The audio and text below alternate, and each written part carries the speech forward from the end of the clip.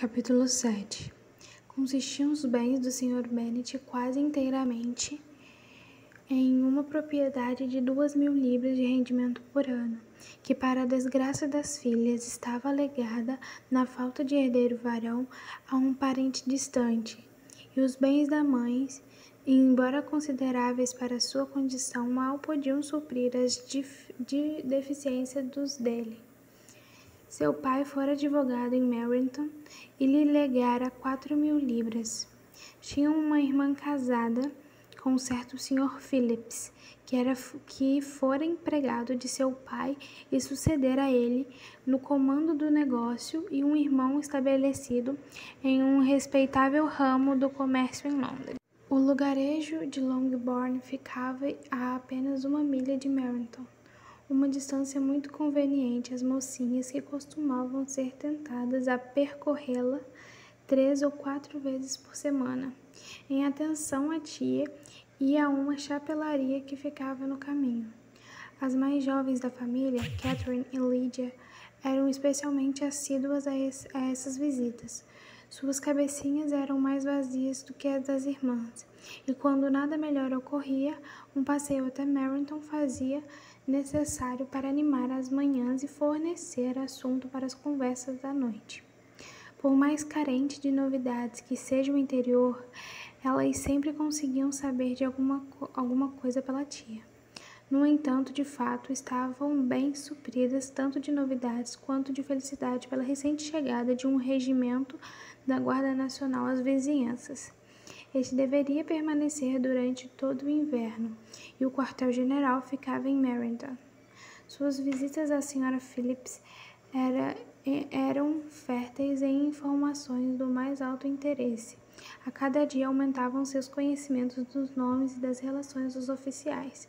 Seus alojamentos não permaneceram por muito tempo em segredo, e com o tempo elas passaram a conhecer os próprios oficiais. Sr. Phillips visitou todos eles, o que abriu às sobrinhas um estoque de felicidade antes desconhecido. Só falavam de oficiais, e a vasta fortuna do Sr. Bingle, cuja mansão era a alegria da mãe, tornava-se insignificante a seus olhos em comparação com o uniforme de um alferes. Certa manhã, depois de ouvi-la discutir de maneira efusiva sobre o assunto, Sr. Bennet conversou friamente.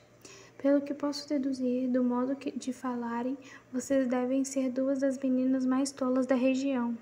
Há algum tempo venho suspeitando disso, mas agora tenho certeza. Catherine ficou desconcertada e não respondeu, mas Lydia, com total indiferença, continuou a expressar sua admiração pelo capitão Carter e a esperança de vê-lo aquele dia, pois ele partiria na manhã seguinte para Londres. Estou com pasma, querido, disse Sra. Bennet, de ver que você não hesita em chamar de tolas suas próprias filhas. Se eu quisesse pensar mal dos filhos de alguém, por certo não seria dos meus próprios. Se minhas filhas são energúmenas, espero pelo menos estar sempre ciente do fato. Sim, mas todas elas são muito inteligentes. Presumo que seja o único ponto sobre o qual não estamos de acordo. Eu tinha esperança de que os nossos sentimentos coincidissem em todos os pormenores, mas tenho de discordar de você neste ponto, pois acho que as nossas 2 filhas mais moças são incrivelmente bobas. Meu querido Sr. Bennet, não deve esperar que as meninas tenham tanto juízo quanto o pai e a mãe. Quando tiveram a nossa idade, tenho certeza de que não pensarão mais em oficiais do que nós. Lembro-me de uma época em que eu mesma adorava um uniforme vermelho, e na verdade ainda gosto, no fundo do coração. E, se um coronel jovem e valente, com 5 ou 6 mil libras por ano, quiser uma das nossas meninas, não vou dizer não a ele. E acho que o coronel Foster parecia muito elegante em seu uniforme na outra noite na casa do Sir William. Mamãe, exclamou Lydia, titia diz que o coronel Foster e o capitão Carter não vão com tanta frequência à casa da senhorita Watson, como quando vieram pela primeira vez para cá. Ela os tem visto sempre na biblioteca de Clarter. Sra. Bennet foi impedida de responder pela chegada de um criado com um bilhete para a senhorita Bennet. Vinha de Netherfield e aguardou a resposta.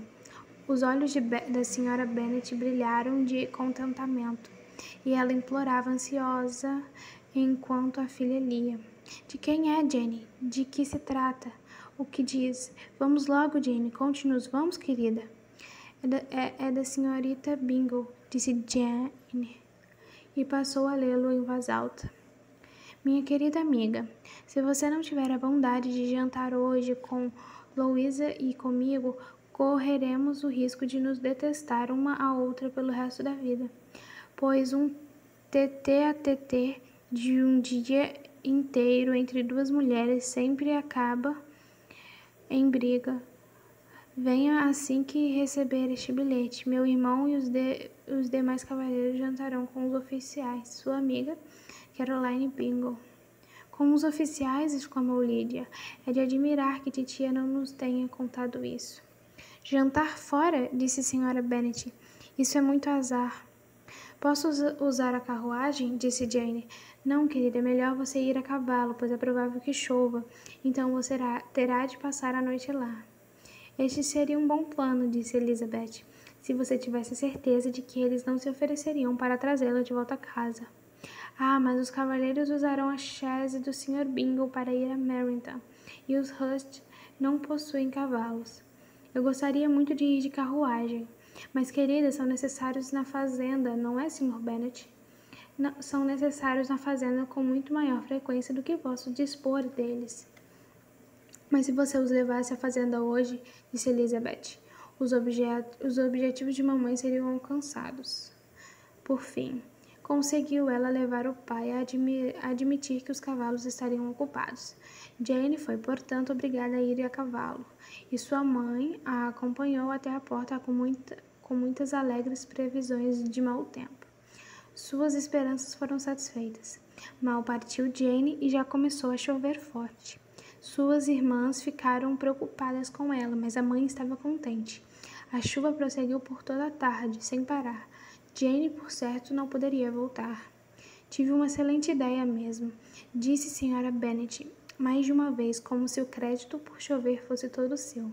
Até a manhã seguinte, porém, ela não teve consciência plena de quão bem-sucedido fora seu plano. O de jejum mal acabara quando o criado de Netherfield trouxe o seguinte bilhete de para Elizabeth. Minha caríssima Lizzie, sinto-me muito mal esta manhã. Deve ser por ter molhado bastante ontem. Meus gentis amigos não querem ouvir falar do meu retorno até eu melhorar. Pedem-me intensivamente também que veja Sr. Jones. Portanto, não se assustem se souberem que ele foi chamado por minha causa. E com exceção da dor de garganta e da cabeça, não sinto mais nada. Sua amiga, etc. Pois bem, minha querida, disse o Sr. Bennet quando Elizabeth leu o bilhete em voz alta. Se a doença de sua filha tomar um rumo perigoso, se ela morrer, será um consolo saber que foi tudo pelo Sr. Bingle, e por ordem sua. Ah, não tenho medo de que ela morra. Ninguém morre de um resfriado à toa. Ela será bem tratada enquanto estiver lá. Tudo estará muito bem. Eu gostaria de ir vê-la se pudesse usar a carruagem.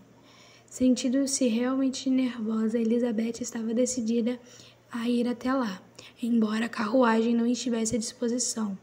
E como não sabia montar, sua única opção era ir a pé. Ela comunicou sua decisão. Como você pode ser tão tola? Exclamou a mãe. Para pensar em uma coisa dessas, com toda essa lama, você não estará em estado de se apresentar ao chegar lá. Eu estarei em ótimo estado para ver Jane, e isso é tudo o que quero. Será que isso é uma indireta? Disse o pai, para que eu mande os cavalos? Não quero evitar a caminhada. A distância não é nada quando se tem um motivo. São só 3 milhas. Estarei de volta para o jantar. Admiro a força da sua bondade, observou Mary, mas todo impulso sentimental deve ser guiado pela razão, e, na minha opinião, o esforço de ser proporcional ao objetivo. Nós vamos com você até Meryton, disse Catherine e Lydia. Elizabeth aceitou a companhia dela, e as 3 moças partiram juntas. Se nos apressarmos, disse Lydia, enquanto caminhavam, Talvez conseguíamos ver o Capitão Carter antes de ele partir.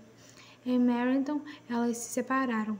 As duas mais jovens dirigiram-se à residência da esposa e de um dos oficiais, e Elizabeth prosseguiu sua caminhada sozinha, atravessando campos e mais campos com um passo rápido, saltando sobre cercas e pulando poças com impaciência agilidade, até por fim chegar perto da casa, com os tornozelos doídos, meias sujas e o rosto brilhante de calor do exercício. Introduziram na copa, onde estavam reunidos todos, menos Jane, e onde sua chegada causou grande surpresa. Que ela tivesse caminhado 3 milhas de manhã tão cedo, com um tempo tão ruim e ainda sozinha, era algo quase inacreditável para a Sra. Hurst e para a Sra. Bingle. E Elizabeth teve a certeza de que por isso elas a desdenhassem. Foi recebido por elas, porém, com toda a cortesia. E nos gestos do irmão havia algo melhor do que cortesia, havia bom humor e delicadeza. Sr. Darcy pouco falou, e o Sr. Hurst absolutamente nada. O primeiro estava dividido entre a admiração pelo brilho que o exercício dara às feições dela e a dúvida sobre se a ocasião justificava que viesse de tão longe sozinha. O segundo estava pensando somente no jejum. Suas perguntas sobre a irmã não tiveram respostas animadoras. Senhorita Bennet passara a noite doente e, embora tivesse levantado, tinha febre e não estava bem o bastante para sair do quarto. Elizabeth ficou satisfeita por ser levada a ela imediatamente. E Jane, que só fora refreada pelo medo de criar alarme ou inconveniente, se expressasse em seu bilhete o quanto esperava essa visita. Ficou contentíssima ao vê-la entrar. Não estava em condições, porém, de conversar muito. Quando a Sra. Bingle as deixou sozinhas, só conseguiu exprimir sua gratidão pela extraordinária gentileza de que era tratada. Elizabeth ouviu-a em silêncio. Terminando o jejum, as irmãs juntaram-se a elas e Elizabeth começou a gostar delas, quando viu quanto afeto e solicitude demonstravam por Jane. O farmacêutico chegou e, tendo examinado a paciente, disse, como era de se esperar, que ela havia pegado um violento resfriado e que deveriam fazer de tudo para curá-la. Aconselhou-a a voltar para a cama e lhe receitou alguns remédios. O conselho foi obedecido à risca, pois os sintomas se agravaram e a cabeça passou a doer muito. Elizabeth não deixou o quarto nem por um momento, nem as outras mulheres se ausentavam muito. Como os cavalheiros haviam saído, elas não tinham, na verdade, nada para fazer em outro lugar. Quando o relógio deu às 3 horas, Elizabeth sentiu que deveria ir embora. Muito contra a vontade, disse isso. Senhorita Bingle ofereceu-lhe a carruagem e ela só queria um pouco de insistência para aceitá-la. Quando Jane mostrou tanto desejo de partir com ela, que a Sra. Bingle foi obrigada a converter a oferta da chaise em convite para que ela permanecesse por enquanto em Netherfield. Elizabeth, muito agradecida, aceitou e foi enviado um criado até Longbourn para comunicar à família a sua estada e trazer alguns agasalhos.